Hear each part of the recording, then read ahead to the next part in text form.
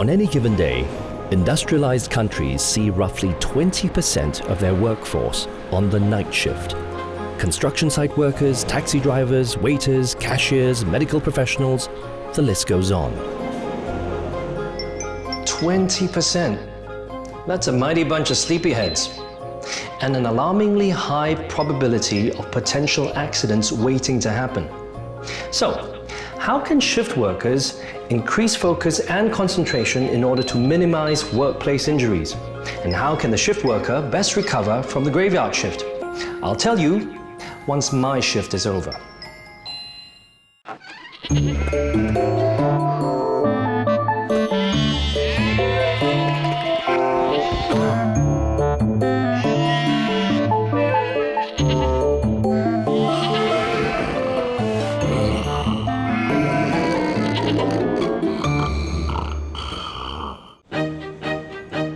Shift workers are a vital part of the workforce.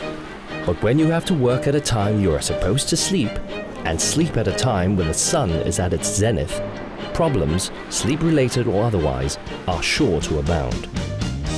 For this week's experiment, I step into the topsy-turvy shoes of a shift worker.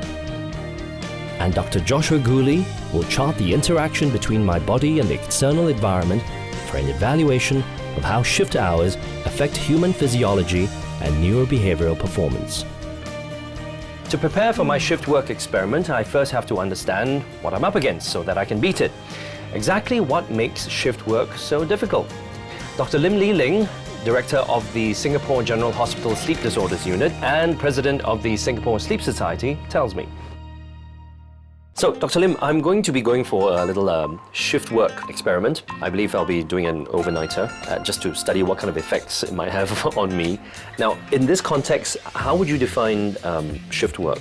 Well, shift work refers to a work pattern that doesn't conform to the regular 8-hour workday that we're familiar with, such as that 8 to 6 workday. Right. So it can either be like a permanent night shift, but more commonly people are familiar with rotating shifts. So the first shift refers to the morning shift, usually from about 7 a.m. to 3 p.m. The second shift is the afternoon shift, like 3 p.m. to 10 p.m. And then the night shift is the overnight one, where people work from like 10 p.m. to maybe 7 a.m. the next day. I think that's probably the one I'm going to be subjected like to. How does shift work like this affect the body and the mind? Well, shift work is actually very unphysiological because what we're expected to do is to work at times when the body is normally asleep and to sleep at times when the body is normally awake. And this is what creates a lot of problems that we have in shift work. So there is such a thing called shift work disorder, and this describes the pattern of medical problems that we get with shift work. Shift workers actually get a lot less sleep than people who do not do shift work. So it's known that shift workers probably sleep an hour to an hour and a half less than a person who doesn't do shift work. And they tend to use a little bit more substances that help to reduce stress and improve sleep temporarily, but it's not a good fix, like using sleeping pills, alcohol. They may smoke more. I often hear the term body clock and biological clock thrown about as if it's an organ like the liver or the spleen. We do have an internal clock. It's called the circadian clock in our body, and it regulates a lot of the body rhythms. So one body rhythm that's very pertinent to shift work is the sleep cycle. So most of us are awake in the daytime and our body is naturally alert in the daytime, and at night, roughly between the hours of like 11 or 12 midnight to 7 or 8 a.m., we're supposed to be sleeping. We have similar cycles for when we are likely to be hungry and eat. So whenever we're in sync with our internal body clock, it's when our body functions best. So we sleep when our body is sleepy, we eat when our body is hungry. So a very common experience that people may have is jet lag. If you travel to another country and your body clock is obviously out of sync with the external environment because you travel to a country which is, 12 hours ahead or behind, you may be eating at times when your body is not hungry and sleeping at times when your body is not sleepy.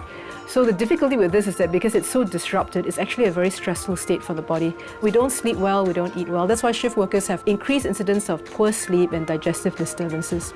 This is about the time I address the potulaka in the room. His name is Alfred. Alfred too has an internal clock. It tells Alfred to open in the day and to soak up the sunshine, and at night it tells Alfred to close. So before I embark on my overnight shift work, any advice? One important tip is that you get enough sleep before the shift starts. During your shift, because you'll be very tired, you'll be needing to do things to remain alert, When your shift is over, it's best that you can go to sleep after that. When you're driving home or taking the bus home, you can wear some dark glasses, because once light enters your eyes, it's going to be very difficult for you to fall to sleep. And when you get home, ensure everything is done to reduce the presence of light and sound in your house. So one thing is like to have dark curtains, to turn out all the lights, and to keep it as quiet and dark as possible. And I think most of the time, people don't have the family members to be in on this. I think it's good if you let them know that you should not be disturbed at the quiet time that you need to fall asleep. So I think simple things like television, radios should be turned down or off, cell phones, home phones should be turned to silent, so that people can get the amount of sleep that they need with minimum disruption. So the sleep time that you have after your night shift should be relatively fixed. It might be a bit difficult for me to force myself to sleep in the daytime in preparation to stay awake at night, but I shall try to get some sleep. Inevitably, sometimes it's not possible to get the full complement of sleep. If you use caffeine once in a while to maintain your alertness during the night shift, I think that's all right. To drink large quantities of caffeine is obviously not good for your health, and you shouldn't use it to compensate for your lack of sleep. It's more important to focus on how you can get enough sleep. So some of it requires discipline. Sometimes you'll be tempted to do chores, to take care of things, to go out with your friends, but it has to be a balance between a lifestyle choice and something that doesn't impair your quality of life too much. Excellent. I think I shall go and take a little nap now in preparation for my night shift. Okay, Thank you very much.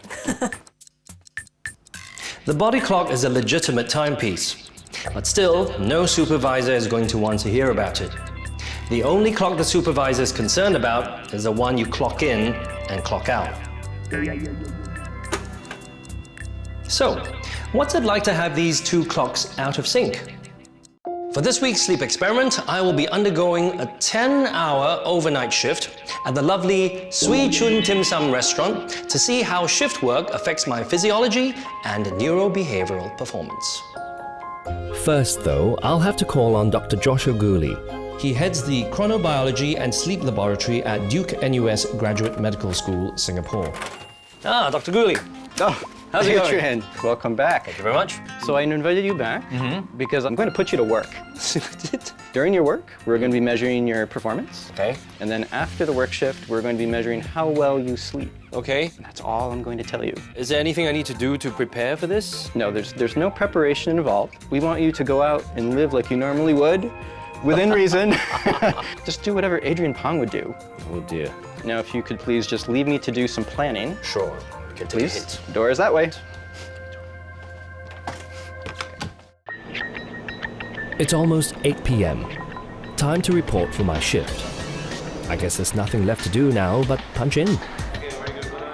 I'm at my place of employment for tonight. I'll be doing a 10-hour shift. Wish me luck. As you can see, Alfred is closed, which means he's resting. Hello, Joyce? Hi, Hi, Adrian. Hi, how are you? Very, very nice to meet you. Okay, I'm ready for my shift. What are the hours? From 8 p.m. till the next morning, 6 a.m. Okay, I hope it pays well. So what are my duties? Your duties is to serve the customer, give the menu to the customer, take down the order, collect the food and give it to the customer. And is the customer always right? Yes, Customer is always right. Oh dear. Okay, so let's do it. Here we go. At least I will be kept very busy and not just awake. Show me the money. Hello? Oh, okay, right. Well, hello. Well, Fancy meeting you here, Dr. Gooley. Look who it is, my old friend. Would you like to place your order? I actually would. Let's see what we have here. I'd like the onion pancake. The onion pancake. Are you listening? Oh, yes. Yeah, always. I've been told the customer is always right. Where's the onion pancake? A bean curd prawn roll, please. Bean curd prawn roll, excellent choice. Right, okay, so this is table 44, and I will be back with your order very soon. Time for my revenge. There's your drink, sir. Your chi chong fan, and this other thing. Thank you. Yo. I'm sorry, did you take a sip? No, I took 3 sips, actually. 3 sips. How long have you been on this job? You might lose it in a couple of hours at this rate. You're only my second customer. But you're doing very well. I'm doing well. I'm ordering the food. It's your job to bring it. You want to give me another drink, perhaps? Adrian? Yes, sir. Can I have the specialty, please? The specialty? Oh, you must be talking about number 155, the Sweet Chun Mee Sua Kueh. I'm very impressed. Yes, this is exactly what I like. One Sweet Chun Mee Sua Kueh coming right up. All right. I'm here to watch Adrian work through a night shift. And based on lots of studies and also anecdotal evidence from shift workers, we expect that Adrian will be his most tired in the middle of the night, sometime around 4 a.m. Adrian? Yes, sir. You're very demanding. Yes? Yes, well, would you like to take a seat? I actually want you to take I a would love test. to take a seat, actually. Well, it's not a break. Oh, really? I'm actually going to ask you to take a test. This is a simple reaction time test. You look at this screen right here. We'll have a counter, and a number will appear. And as soon as you see a number appear, you press this button here as quickly as you can. Actually, right before you take the reaction time test, we're going to ask you how sleepy you feel. Okay? So between 2 and 300, it's acceptable, is it? Acceptable. It depends on what your goals are. If you want to do really well, you might want to try faster. I have no goals. That's what my mom always said. You have no goals, Adrian. And look where I am now. I'm still waiting on some food, Oh, by is the that way. right? Oh, okay. I ordered a 155 on the menu, by the way. That's It's that's special 155, dish. 155. Yeah. Yes, yes. Coming right up. Yeah. Your Sweet Chun Mee Sua Kueh. You better be quick, because I want you to take your first test, okay? There you go, sir. Your Sweet Chun Mee Sua Kueh. Don't go away. Oh, okay. It's time for your test, okay? Oh, it's time for the test. So, Rate how sleepy you feel. okay, I'm still standing. It is inherently unnatural for human beings who have diurnal rhythms to work at night. Circadian misalignment over the long term adversely affects human health. Hi, Adrian. Hello. I'm going back already. Oh, that's so early. Oh, you're not staying. No, I need my sleep. Oh, okay. I also need my sleep, actually. Gosh, this dim sum restaurant is really popular. I'm going to be kept very busy. It's time for another test, so here we go. Not bad, Adrian. Keep up the good work. Let the fingers do the talking.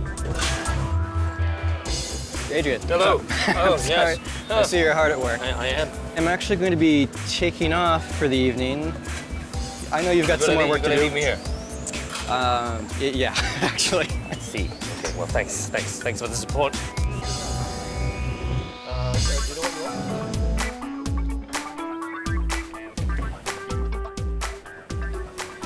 Time for a little break. I've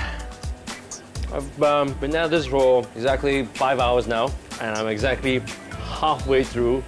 The end is not really in sight yet, but you know, at least the food is great. Okay, this is keeping me going. Oh, they really know how to keep me on my toes. 213, not bad at all.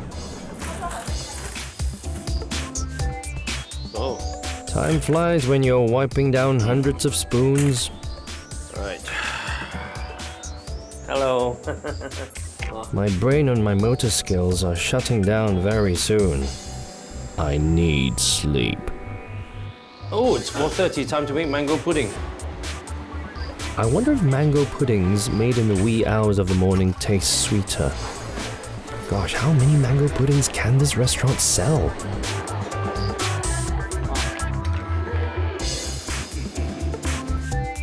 I'm done. Finally. Hey, Adrian! Wake up! Oh, okay. Right. So I got one more test to do, right? Yep, just one last okay, test. Right. And I'm done. Thank you very much. Thank you. Thank you very much. Thank you. Okay. I've learned from this sleep series not to drive when I'm deprived of sleep. As the taxi pulled away from my workplace, 2 final procedures awaited me: brain imaging and mobile sleep study. Coming off my night shift, I was sent off to my next appointment. I'm scheduled for a functional magnetic resonance imaging brain scan. This scan takes multiple snapshots of my brain in its sleep-deprived state as I attend to the task. How did I do? Well, you did very well. Really? Yes, considering. Yeah. I'm just shattered. I'm shattered. Well, I think you need some sleep. I do. Yeah. Good morning, Alfred. That can only mean it's good night for me, and I'm getting hooked up for sleep study. Some nights ago, I worked the 10-hour graveyard shift. Through the night, I took the reaction time test as instructed by Dr. Gooley every 2 hours. Then I was wired up with all the by now very familiar electrodes and monitored as I collapse into sleep after my shift work. I hear the results have been put together. Let's have a look. Welcome back again, Adrian. Here I am. So let's look at the results. So you started off being fairly awake, and then somewhere between 2 a.m. and 4 a.m. you got very tired. By 4 a.m. you were rating yourself as extremely sleepy, but this is pretty typical for a night shift worker. So now let's look at your reaction time results. So you started off being fairly fast at pressing the button, and then around 4 a.m. again, that's your low point. This is when you couldn't respond as quickly as before. During a lot of shift work, people have to make very difficult decisions, and they will deliberate more and still make bad decisions along the way. So in a hazardous job, this could be much more of an issue. Right. Okay, so the next thing that we had you do after the night shift was put on this watch. Yes, I was wondering about that, yes. Well, it has two things of interest to us. One is the photosensor. So this tells us how much light that you are exposed to during your daytime sleep. And it also has inside an accelerometer. So an accelerometer tells us whether or not you're making movements. Oh, okay. Now we found that you were actually exposed to a lot of light during your daytime sleep. I was a little bit too tired and too sleepy to make an effort to make it dark enough. Well, that's actually quite problematic for quality sleep. So the light really has an activating effect on the brain, and by leaving the curtains wide open, you're really probably diminishing the amount of time that you have to sleep, which is already curtailed for a nighttime worker. And this is a plot of your activity, so the red lines indicate movement, and on the y-axis, it's the amount of activity. You were very restless. It looks to me like you were tossing and turning. Now, for a nighttime sleeper, it's actually normal to have some movement during sleep. However, the amount of movement that you had over just 4 hours was abnormal. So it's clear, just from your body movements alone, that you didn't have good quality sleep. So, to summarize, you were in bed for 4 hours. How much sleep do you think you actually got? 2.5 hours? That's a very good guess. 2.6 hours out of 4-hour sleep opportunity. Now that's obviously much, much less than a daytime worker would get sleeping at night. Is the effect of shift work similar to that of jet lag?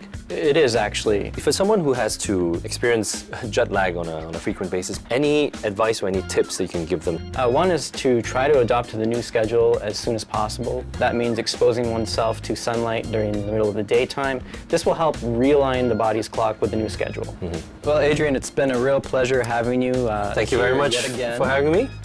We have another appointment coming in. We're going to sleep deprive somebody else. Ah, yes. So we need to clear some space, if you will. With pleasure. Thanks very much. Yes, thank you. Bye-bye. Next up is Professor Chi, a leading expert on the use of functional magnetic resonance imaging for the study of effects of sleep deprivation on cognition. So this is your brain when you were well rested. In terms of volume, the amount of activation you have is greater when you're performing this task after a normal night of sleep than after a night of sleep deprivation. This is an indicator of also the quality of your brain function, because when you're well rested, that greater activation corresponds to better performance. So try as I might to focus and perform as well as I could. The brain just simply is not working in its full capacity. Yeah, indeed. And this part of the brain is involved in helping you maintain attention or sustain attention. People have actually told me that I don't need that much sleep. 4 hours is enough for me, I can function and all that. Inter-individual variability in the requirement for sleep exists, but I think it would be highly unusual for a person to require only 4 hours of sleep a night. If a person says, okay, I only need 4 hours of sleep during the weekdays but sleeps 10 hours during the weekend, you know that they're sleep deprived. Are there a specific group of people or an organization perhaps that benefits directly from these studies about sleep and sleep deprivation? A significant proportion of research is funded by the Ministry of Defense, and their interest is in maximizing human performance. And this is in line with defense agencies around the world, particularly in the US, who also conduct this kind of research. And the idea is that if we can squeeze out a little bit, that just extra performance from our soldiers, we can give them the critical edge. So another interest of the military is to identify people who are more or less vulnerable to the effects of sleep deprivation. People you don't want to be your surgeon when you come into the emergency room at 4 a.m. because they cannot perform when they're sleep deprived and their performance declines very significantly. In 2007, the World Health Organization reclassified the status of night shift work from a possible human carcinogen to a probable human carcinogen. In other words, night shift work has been linked to cancer. Dr. Lim tells us more. One of the theories is that melatonin, which is the body's natural sleep hormone, which is secreted in the dark when we're sleeping and it's quiet and dark at night, suppress the multiplication of cancer cells. So if you do not have melatonin secreted in its normal way, which means that your melatonin production is somehow disordered, this is one of the postulates as to why shift work can lead to increased occurrence of cancers. Shift work is just part of our modern society now. What can employers actually do? We can conduct night shifts so that it's more natural for the body. So one thing is, for example, not to have shifts which rotate too frequently. If you have to rotate shifts, every 2 days or every week, it's quite hard on the body. So one thing we do recommend is that the shifts don't rotate more than every 2 weekly. The second thing is that the shifts should rotate forward. So it's easier for the body to adjust to a morning shift for 2 weeks, then an afternoon shift, then a night shift, as opposed to it being very chaotic. Sometimes morning, then night, then afternoon shift, and then to do this at very short intervals. The other thing is that the shifts, if they involve tasks which require a lot of concentration and vigilance, a lot of close monitoring, or if they involve a lot of heavy work, or they involve exposure to toxic type chemicals, they should be shorter rather than longer shifts. So for example, 8-hour shifts as opposed to 12-hour shifts. I think there's a huge incentive for employers to make sure that their employees are well rested, and it is well known that shift workers actually have an increased risk of accidents on the job. That's because if they're not well rested and they're not adjusting well to the shift, they will make more mistakes. So one of the things they can get if they actually schedule the work shifts in such a way that it's ideal for the employee is that they get a productive, alert worker that makes less mistakes. And you also will have a worker that has less sick days, and they'll be more productive overall. And I think this can result to untold cost savings for the employer. It's very good for everyone. It's win-win. The productivity of employees is dependent on employers. However, if you've explored all methods of managing shift work disorders and you're still exhausted, perhaps a change of jobs or lifestyle may be necessary.